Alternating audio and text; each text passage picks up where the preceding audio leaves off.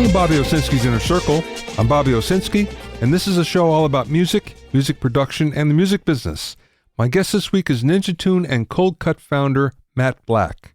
First of all, I think it's very interesting that last week on-demand streams dropped not only in the United States, but globally as well. You would think because of everyone having lots of downtime, that in fact that wouldn't be a problem, and we would have an uptick in the number of music streams. That wasn't the case.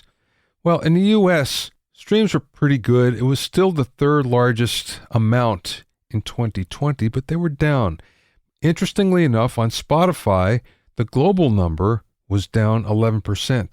And if you look to Italy, which is really getting pounded with coronavirus, that was way down, 33%.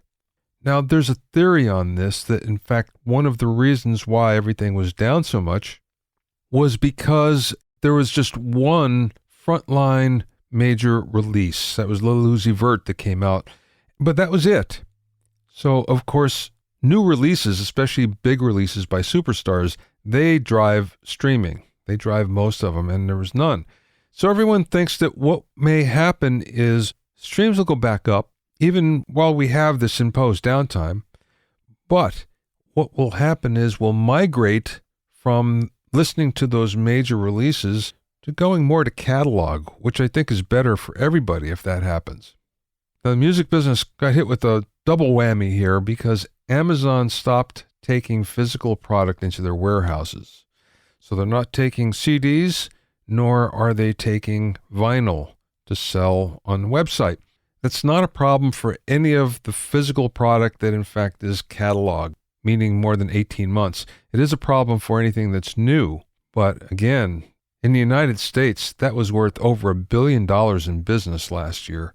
So the music business is kind of hurting from that, at least in the short term. We'll see what happens next week. If we take streaming over into the video side, it's really interesting there because it's up like crazy. As a matter of fact, they call it the lockdown bump.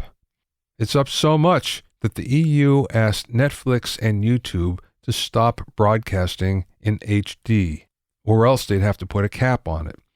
So I think what's interesting here is people are watching more TV and listening to less music, at least less streaming music. We'll see if that continues as our lockdown continues.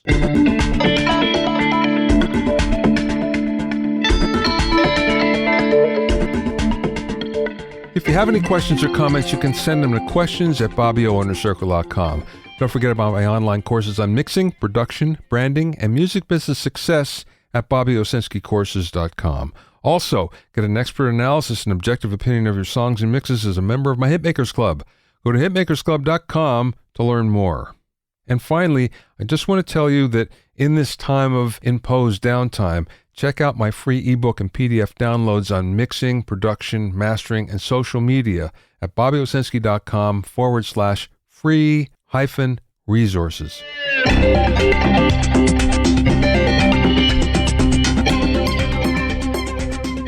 Now, I was reading an article on smart speakers, and we're talking about mostly the Amazon kind, the Echo, and how much has gone into them. There's a lot of intelligence that are in these little boxes that sell for not that much money. But it got me thinking that maybe this is the future for professional monitors as well. Now, it's true that professional monitors have had internal intelligence for a long time, and it's mostly to smooth out the problems of the transducer. So this has been going on for some time, but if we take the technology of the common smart speaker and port it over, I think we might have some interesting advancements that could happen. So what's in a smart speaker? Well, it's the intelligent virtual assistant, which means you can talk to it, but there's also a microphone array, and that's for beamforming, acoustic, echo cancellation, and noise suppression, mostly to determine the direction of the listener when the listener talks. But that could be used in a professional monitor as well, if you think about it. It could be used for acoustic control, so you wouldn't have to tune your room. It could be used to understand how many people were in the room, so it could direct the beam directly at them. And in doing so, you can get the exact stereo or the exact immersion pattern that is perfect for that environment. It can also cancel out environments or cancel out any bad reflections. So if you have a room that's really reflective, or you have lots of glass on one side, something that's a worst case scenario, or lots of glass behind you, it's possible that we can have a smart speaker that can overcome that. Now, I'm not saying that this is on the market now. For all I know, it may be in development right now, but I haven't heard of this. I'm just kind of speculating that maybe this is the next direction for speaker design and speaker manufacturing.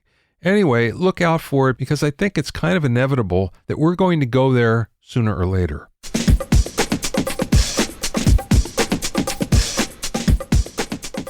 My guest today is Matt Black, the co-founder of the leading indie record label NinjaTune and electronic music pioneer duo Coldcut. Coldcut has remixed and created productions for the likes of James Brown, Queen Latifah, Eurythmics, INXS, Blondie, and many others, while NinjaTune has been visionary with its selection of artists emphasizing interactive technology and innovative uses of software. Matt is also one of the people behind the creation of the VJamm software used in Coldcut live shows. This led to designing the widely acclaimed app Ninja Jamm and now the new Jamm Pro, which features multitrack recording, inter-app audio, built-in sub-bass module, smart pitch bends, and so much more. During the interview, we spoke about the NinjaTune philosophy, the string of DJ products that Matt has developed, the 25-year evolution of Jamm Pro, and much more. I spoke with Matt via Skype from his office in London. Let's start from the beginning. Tell me how you got into the music business. Well, as a young boy, I was always interested in messing around with sound, and I had a collection of sort of robots and sort of toy moon vehicles. I used to charge my family a penny to come in and see them with the lights off. And my mum said, "Oh, yes, it's a sound and light show, Matthew." So a bit of encouragement from my mum sort of set me down that task. I used to mess around with radios, and then at school I had a geeky little posse of friends, and we started doing a disco there. We found some old equipment one day outside the youth club being thrown out, and we took that on and started doing some discos in a radio station at school. And I got interested in building a synthesizer. This is all pretty much in the sort of early to mid 70s. And then at college, I just was always a music lover, and I wanted to do it, but I didn't have any musical training. For some reason, my sister was sent off for piano lessons. And I don't know if I was asked if I wanted to do it, but for whatever reason, I didn't get that sort of formal music training, but I always loved sound and music. So by the time I got to college, I formed a little band and learned to play, didn't really learn to play keyboards, learned to make sounds on synthesizers. And then I've had another crew of friends. So my college friends are still my best friends now, actually. We celebrated 40 years a couple of months ago since we were at uni together. And we got really into music, particularly sort of black music like funk and reggae and soul and dub and African music. And then hip hop and electro started coming through, and we were banging into that as well. We used to follow the American import scene very closely and try and get these incredible records from New York and elsewhere. And started making tapes, which I guess would be called mixtapes now, where we sort of try and make party tapes by editing tracks together.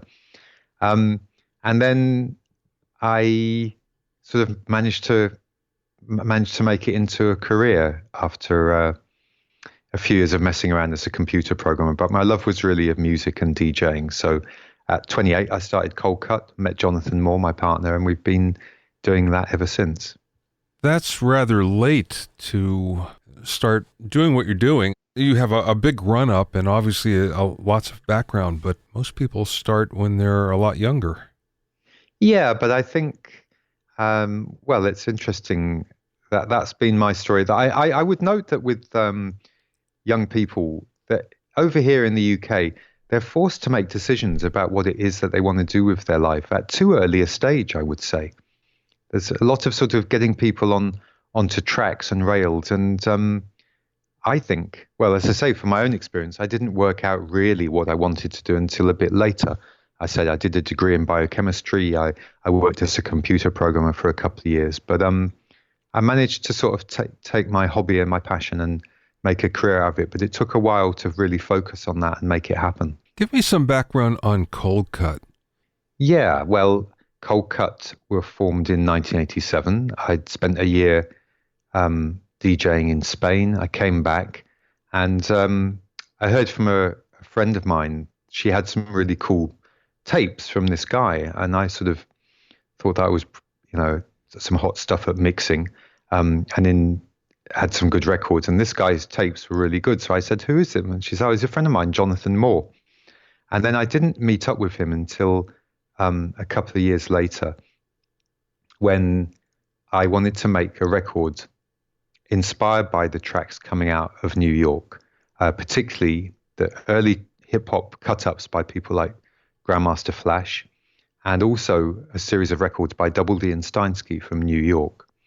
And I met Jonathan in a secondhand record shop called Reckless Records in the Soho in London. And he was working there, and we were, secondhand record shops were great places. They still are, actually. It's still there, Reckless Records, because that's where you meet the heads. Yeah, that's where you met the other people that are really passionate about music. So I started talking with Jonathan, and we both worked out that we were the only two guys in London insane enough to have paid £45 each for a copy of Double D and Steinsky's Lesson 3, which was a sort of bootleg that, we'd got numbers 1 and 2, and we had to have the next installment, because these were just so next level in terms of what they were doing with sort of the hip hop sound and aesthetic, but taking it to a level of humor and using this montage technique that it was just really cool. And it's like, well, we want to do something like that. So I said to John, well, I've been working on a mix a bit like that. It's only been recorded on cassette tape, but do you want to have a listen? And he said, sure, bring it in. So I brought it in, and I remember he remarked that quite a few people had said, like, oh yeah, I'm going to do something like that, and I'll bring you a tape, but none of them actually turned up. Well, I did turn up, and I remember being in Reckless, giving John the tape, and then sort of watching him nervously out of the corner of my eye whilst I riffled through the racks of records, because John was quite well known as a DJ on the London rare groove scene, and I was completely unknown, and he was nodding his head and smiling. And the upshot of that was we decided to release a record as Coldcut, and that was called Say Kids, What Time Is It? Then we thought, well, let's make some more records. How did NinjaTune come about? So to sort of cut a long story short, John and I make some other records, and we had some quite big hits in the UK.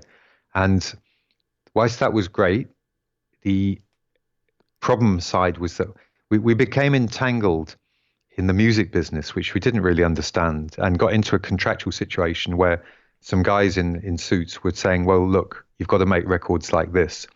And we didn't really know how to sort of crank the handle around and make more hits to order. And so we started a different identity so that we could release the kind of music we wanted to make. And we started the label to do that after a trip to Japan, where we came up with the idea of the NinjaTune concept. And that was our next level. That was our next independent label.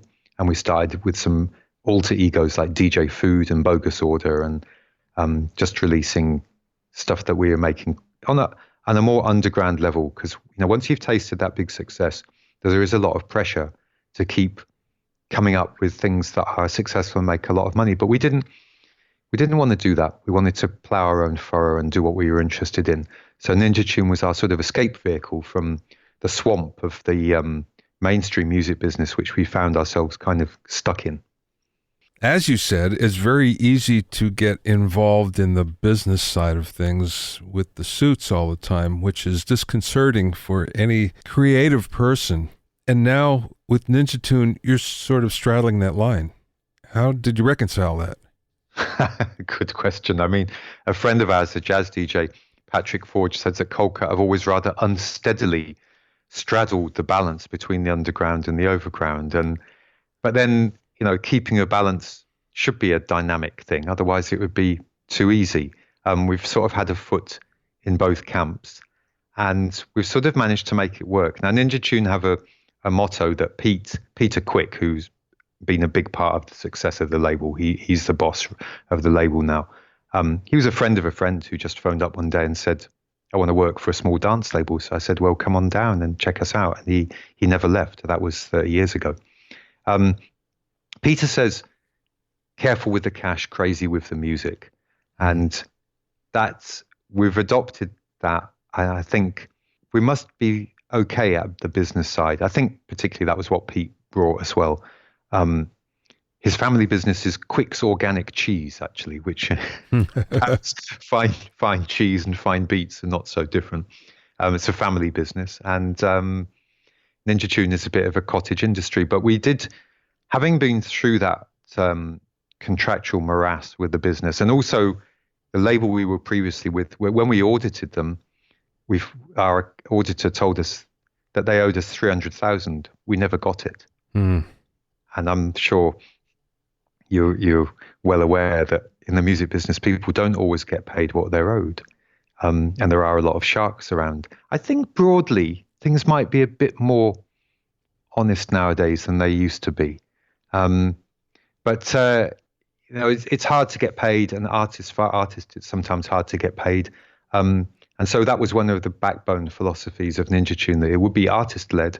We wouldn't club our artists over the head and tell them what to do, and we would pay them fairly and account clearly and squarely to them. And so we started attracting, you see, after we started, initially we just released our own music under these different aliases, and then we started attracting other artists who liked the philosophy and wanted to be on the label. And so we attracted some great artists like Bonobo and Cinematic Orchestra, and now there's quite a big roster on the label, and it's grown into, for an independent, quite a decent-sized company. But I like to think that we've kept true to that original mandate of respecting the artists and being fair, doing business in a fair way. Has that been difficult?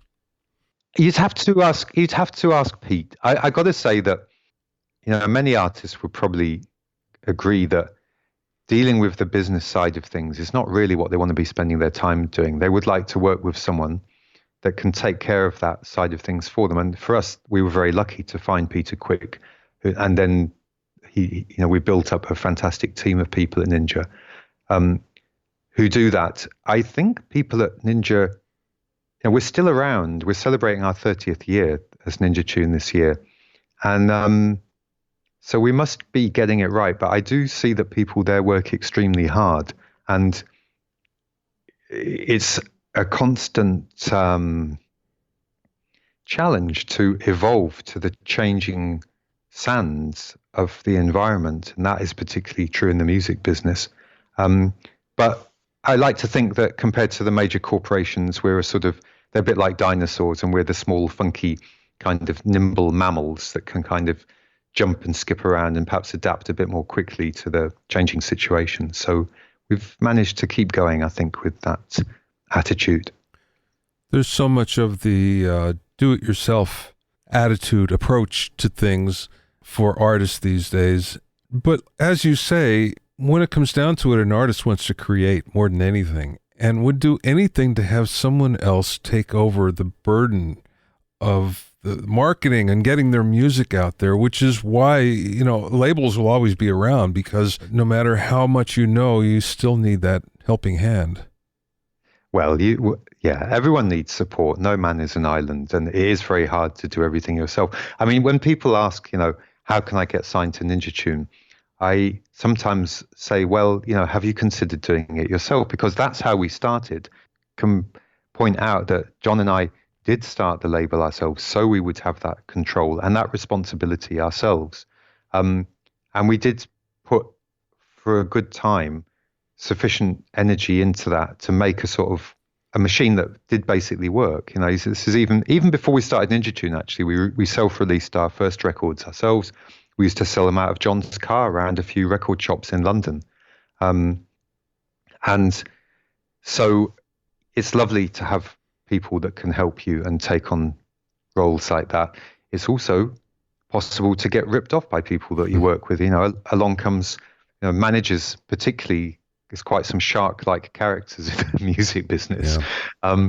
And they'll come along and say, yeah, come in here, dear boy, have a cigar, as Pink Floyd said, and we'll sort everything out for you.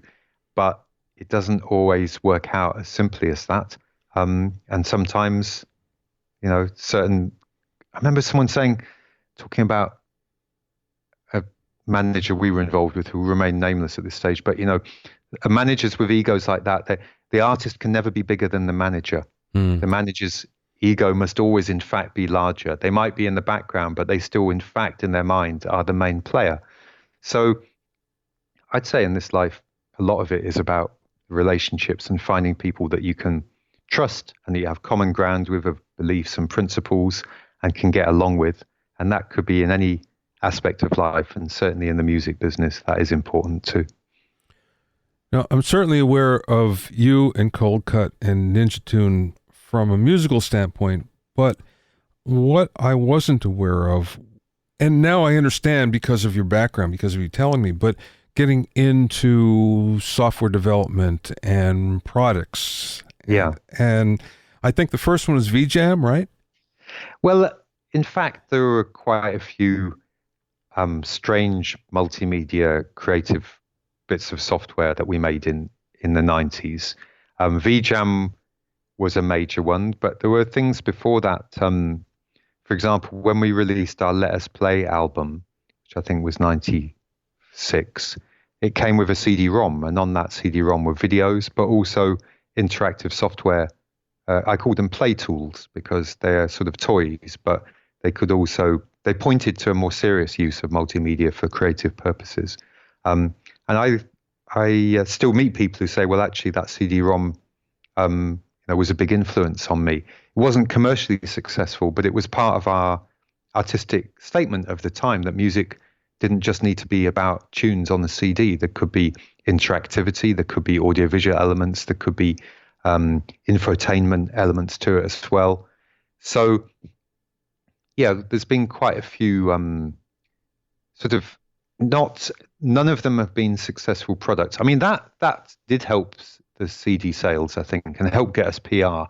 But until recently, making successful products that sell and get us a return had eluded me. It was more in the nature of sort of research and development. But that we recently made a product in partnership with Ableton, who make the fantastic Ableton Live software, and that's been successful. But in the old days, VJamm, I'd faced considerable resistance from my colleagues, actually, because they were like, well, Matt, we know about selling music, and that's hard enough. And now you're asking us to try and make these boxes and get them into software distributors and into computer shops. We have no idea how to do that. And in fact, they were right. It was very hard from a standing start to do that. But I felt that, like I say, they're almost statements on the state of electronic music and about DJing and remixing and what those things actually were. And so I'm sort of doing a retrospective of them at the moment, I'm in the process of trying to buy an old Commodore Amiga computer, actually, which we wrote this crazy interactive CD-ROM for. It could be the first, what they call CD plus, which I define as, a CD plus a bunch of other stuff. It had a game on it, had some relaxation visuals, it had some information on it. But now we don't have that old computer anymore, so I need to go on eBay and find one so that I can rediscover our archaeology. But yeah, it's been an interesting journey with, like I say, research and development, and seeing where electronic music can have other dimensions to it. Which brings us to Jamm Pro. Okay. Well, I can say that it's a 25-year project because round about that time of Let Us Play, John and I were going to go out and do a live tour. And we came to the States, actually, and did this audiovisual tour. And I noticed that electronic acts like us, when they wanted to play live, there were a few ways of doing your show live, but I didn't particularly think that any of them were really in line with the sort of aesthetic and the philosophy of hip hop and electronic music. Some bands decided that they would take their whole studio on the road with them. A nightmare to set up, and yeah, prone to disaster. Then other bands decided they'd get in a bunch of session musicians who'd learn all the samples that they'd use in the studio and then play that as a live band. A Massive Attack turned that into a very successful format, actually. But initially, they were just a bunch of DJs and with loops and samples like us. And then other acts just say, okay, well, we won't do a live show. We'll DJ our tracks, or we'll just play our tracks, as they are. And we wanted to do something else. So that was the evolution of what became Jamm. And our first version of that was called DJamm, in fact. That was never out on the market, but it was something John and I used, a 4-track loop mixer where we could take our tracks. The word stems wasn't in evidence then, but that was what we would do. We'd go, when we were mixing a track, we'd mix it out, and we'd mix out all the individual elements with the effects on. And then we take them and chop them into loops and load them into DJamm so that we could kind of perform them live and remix them as well. And that was part of our audiovisual show in the 90s. And then when the iPhone came out, I thought this is a perfect time to re-engage with this. This is an excellent device. And so then we started developing our own software for the Apple platform. And that the first version of that was called Ninja Jamm, and that was released in 2013. So that is the sort of ancestor of Jamm. But when Ninja Jamm came out, we sort of mainly gave people music to remix from the Ninja catalog and our own catalog, because that's how Coldcut were using it. We were taking our tracks, chopping them into loops, putting them into Ninja Jamm, and then performing them live. And we also had tracks from Bonobo and Odessa and Roots Maneuver and some other good artists on the label. But what we heard was, well, actually, we want to make our own tracks. The interface is great, but I want to load my own samples into this. And I totally got that, because in fact, I'd wanted to make it like that from the beginning, but we developed it on quickly and on a tight budget, and we didn't take that route. I thought, totally, we get this. Let's make it into a fully featured music making program. Jamm Pro is, I think, a full production and live performance app for the iPad. I'd love to get it working on Android. I'd love to get it on the iPhone, but that will be a bit more work. But at the moment, the iPad is a really good platform for it. And when I do live shows now, I have 2 iPad Pros and a DJ mixer, a bit like having 2 turntables, and I can synchronize them together and bounce from one to the other like I used to do with decks. It is quite a monster of a program. I'm just busy at the moment making a series of how-to videos to try and make it, a little bit easier to interface with. I think it's pretty easy to just dive in and get some sounds out of. And I want people to have that enjoyment of the enjoyment and excitement of messing around with electronic sound, which is what's been powering Coldcut all these years. Playing with noise, playing with sound, remixing, mixing, creating, shaping sonic from blocks of sound. And that's there. And then if you want to take it deeper, it goes into there are aspects to it that are almost like a modular synth. Do you know about modular analog synths? Oh, sure. I grew up with an ARP 2500, so yeah. Oh, beautiful, beautiful. I just saw Korg have done their new sort of take on that, which I heard the other day, and it's sounding great. Yeah. I'm overjoyed, because in the mid-70s, I was a geek at school with my geek friends, and we built a synthesizer each out of a kit in Practical Electronics. This is 1975. And then, the synth thing happened, sampling happened, and then there was the big sort of analog synth fetishism. But that was really only available to collectors, because that stuff got really expensive now. I mean, even like a 303, which, they couldn't give them away. Now it's like $3,000, which is a lot of money. When I went to, what's it called, Super Booth in Berlin a couple of years ago, my friend Dr. Walker, who used to be in this seminal techno group Air Liquide. He's a great guy. He took me along to this place in East Berlin, and suddenly I was there, and there was like 300 companies in the funk house in Berlin freaking out, making all these incredible modular and sort of, weird ass audio equipment for, quite a niche thing, but actually it's become a real interest zone. And I think it's great.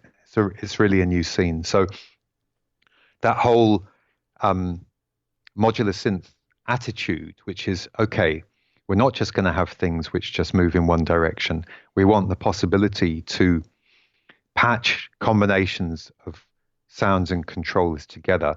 And we don't necessarily, when you're starting out with making a patch, you don't necessarily know what you're going to get. You're literally experimenting as you build your patch. And Jamm Pro has capacities in it to do that because it has all these modulation sequences which you can assign to any of the parameters. And I am building some patches for the sets which are going to go out there. And I'm literally finding the possibilities of this new instrument as I'm playing with it. And I think that other people probably take it further as well. So there's a lot you can do with Jamm to come up with experimental, unexpected results. There's also a lot of capacity for performing live with it. What I like about it is that you've got everything there at your fingertips. So when you see the, it's a bit hard to describe over the radio, but you've got a screen with different controls on, and they respond to touch.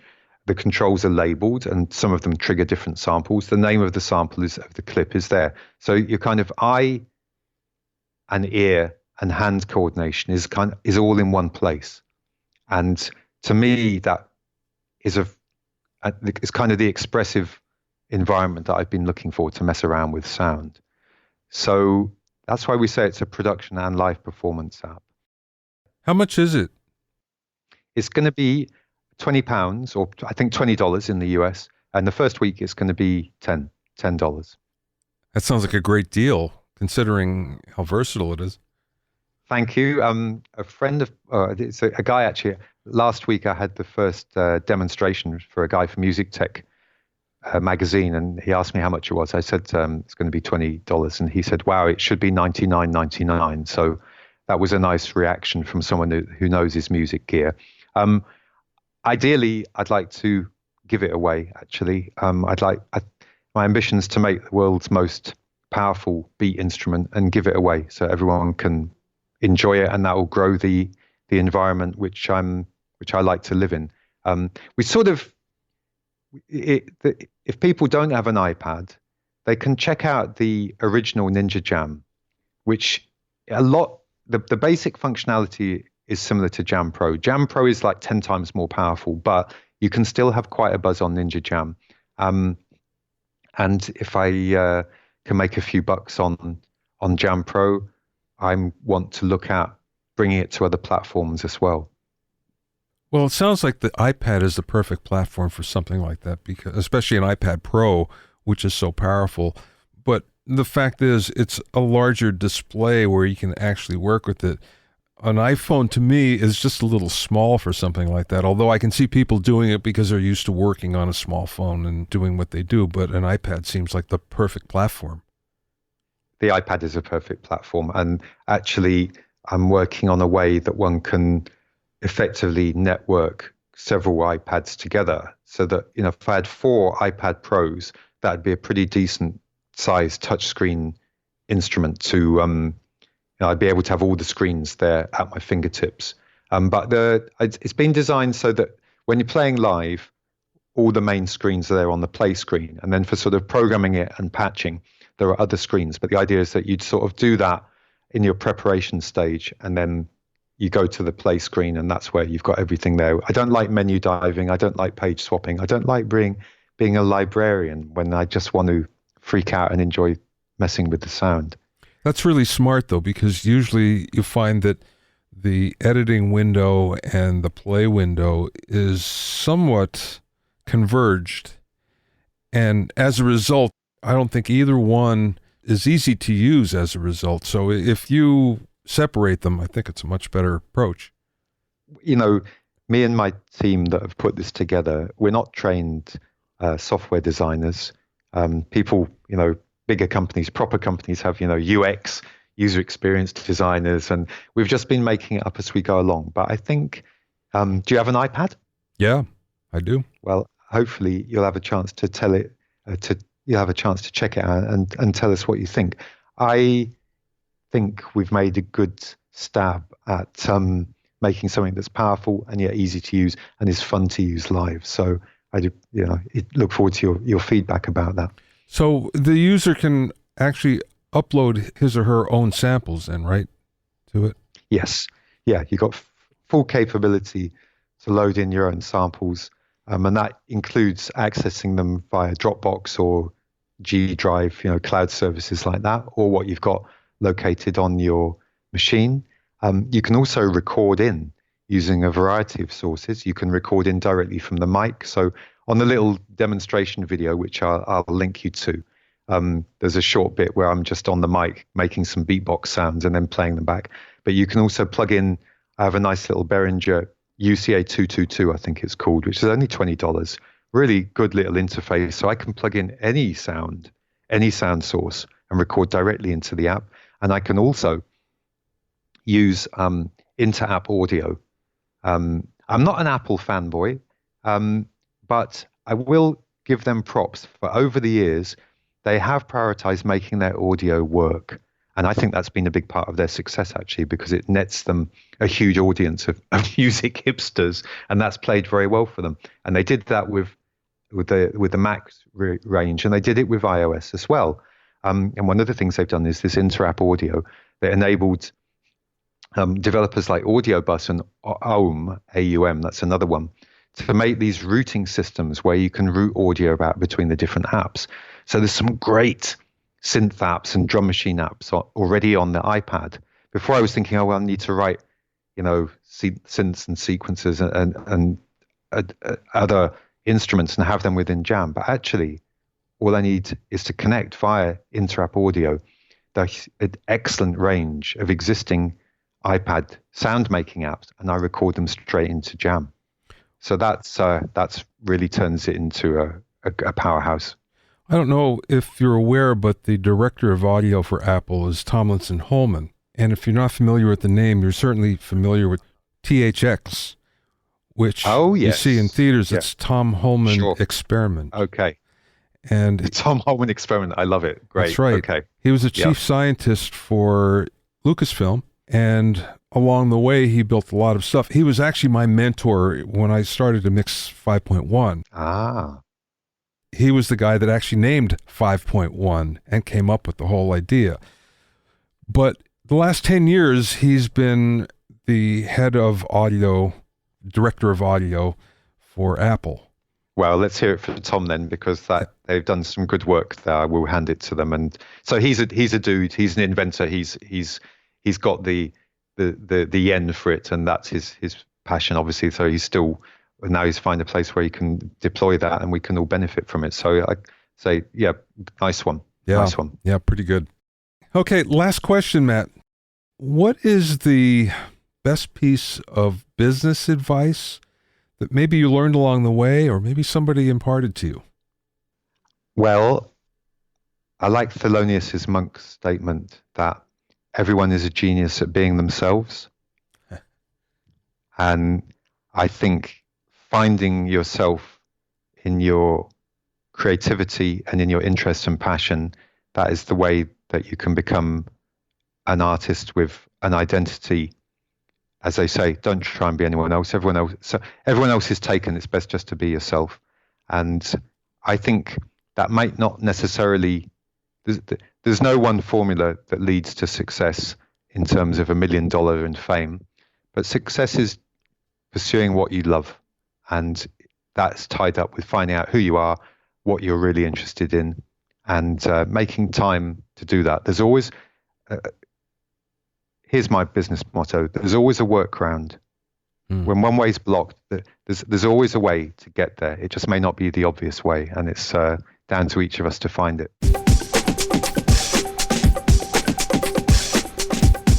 You can find out more about Matt at ninjatune.com. It's NinjaTune, Ningatune, all one word, .com. You can also find out more about Jamm Pro at jampro.net. That's JAMMPRO, all one word, jampro.net. Thanks for listening and being in my inner circle. Remember, if you have any questions or comments, you can send them to questions@BobbyOInnerCircle.com. To listen to other episodes of Bobby Owsinski's Inner Circle, go to BobbyOwsinski.com and select the podcast tab, or go to BobbyOInnerCircle.com, where you can find in iTunes, Stitcher, Mixcloud, Google Play, Google Podcasts, Spotify, Deezer, TuneIn Radio, Radio Public, and Podbean. At BobbyOwsinski.com and BobbyOInnerCircle.com, you'll also find a sign-up form for my newsletter and for alerts for new podcasts. This is Bobby Owsinski. I will see you next time.